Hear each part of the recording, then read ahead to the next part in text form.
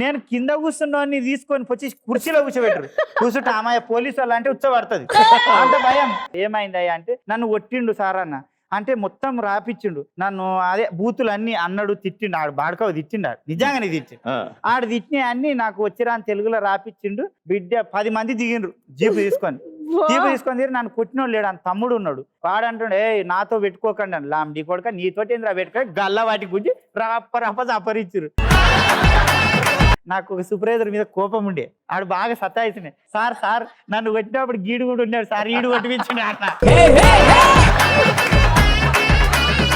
ఆన్ని కూడా లోపటేసిర్రు. పోయినా మీన్ పోయినాక రోకల్ బండి ఉన్నది ఇంత. ఆయన రోకల్ బండి పట్టుకున్నాను. ఎందుకు సార్ అంటే దీంతో కొట్టిండు నిన్ను, చేతులు వెనక్కి గట్టేసిండు నేను. సార్ నన్ను అట్లా కొట్టలేదు సార్. కొట్టిండ్రా అంతే.